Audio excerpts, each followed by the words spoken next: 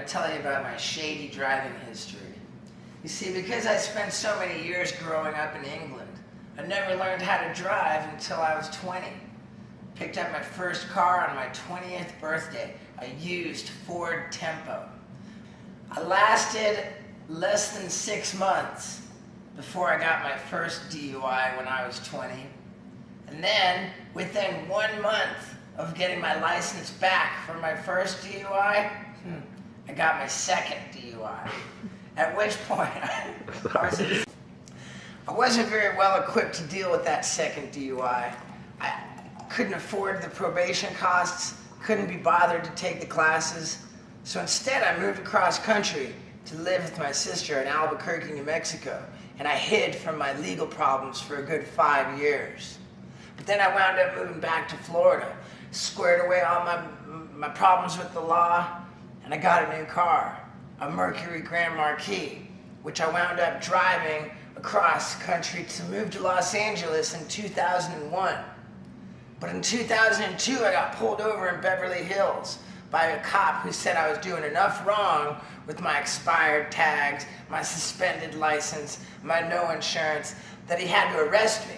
But he said he liked me, so he got special permission to arrest me and release me on the spot. He said I couldn't drive my car though. He said that I had to tow it, so he called me a cab. Well, when that cab took off with me in it, I waved at the car, I waved goodbye, because I knew I wasn't ever gonna bother fucking getting that thing back. And I knew I wasn't ever gonna bother going to damn court, which I didn't. Which is why I had a warrant out for my arrest for fucking 7 years, man. Fortunately for me, though, there was no warrant out for Steve-O. Which is why I didn't give a fuck, man. It was too important to me to get loaded all the time to fucking drive. So I just didn't drive. I didn't own a car for 7 years. Had a warrant out for my arrest, took taxis everywhere.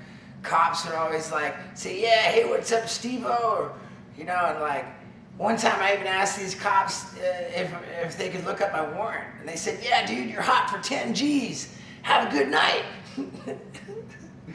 That was pretty wild. But then I wound up getting in a lot of trouble, going to rehab and this and that. And once again, I squared away all my legal problems.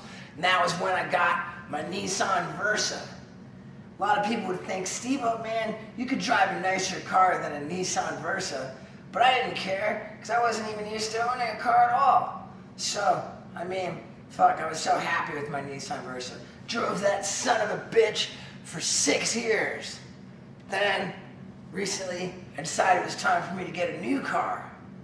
I'm not going to say what car I even thought about getting, but I will say that before I got done with the Versa, I was going to be goddamned if we weren't going to make a fucking video out of bitch-ass skateboarders skateboarding all over it.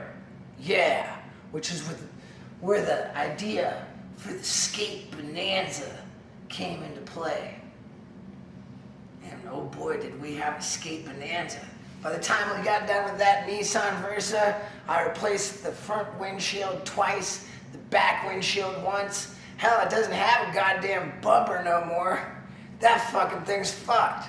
But you think I was gonna throw it away? Hell no. I wasn't gonna throw away the Nissan Versa. Instead, I gave it to my heterosexual life partner, best friend and comrade, Scott Randolph, international star. Yeah. A lot of people would say that's kind of a dick move, to beat up a car like that and then give it to your buddy.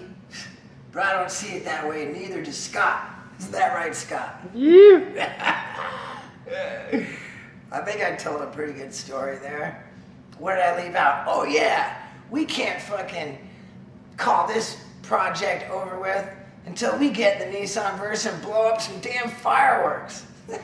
Woo! The ceremonial passing of the Nissan Versa with this artillery shell. Oh!